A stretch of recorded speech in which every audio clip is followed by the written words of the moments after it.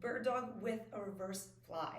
So you're gonna need a really light dumbbell for this. For example, like I'm using a 5-pound dumbbell. I would encourage you to use something that you have that's light. If you don't have anything that's lighter than 10 pounds, grab yourself a water bottle that is full of water and use that instead. Or a small paint bottle, whatever you have that's super light, because this is more about mobility and strengthening the mid back versus strengthening the upper back, which is where most of us hold more of our muscle and more of our tension.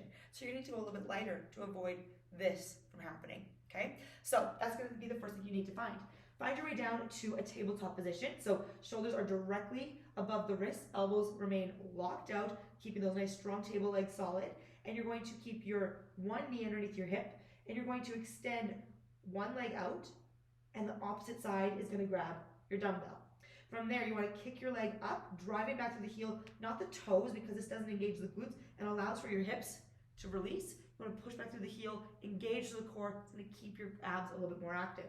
Then I want you to lift your elbow just slightly so you have a small micro bend.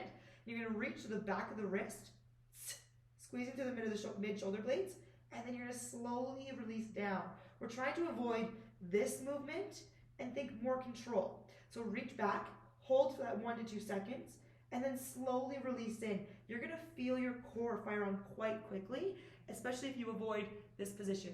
If you're looking up, you're more likely to get into the low back, right? So keep those eyes down, hips to ribs, and you're right here doing your bird dog, reverse fly, and then slowly release out. If you're trying to figure out what the breathing pattern is gonna be here, I like to do an exhale, sharp inhale, and then exhale again.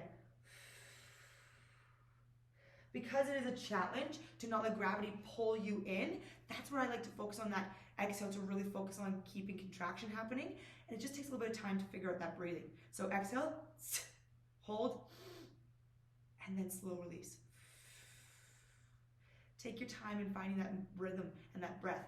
But remember that it's typically 2 breaths per rep, right? And this is one of those moves that quantity does not matter. It doesn't matter how many you get in. What matters is the quality of the movement and being very intentional in your body in this one. All right, that is your bird dog with a reverse fly.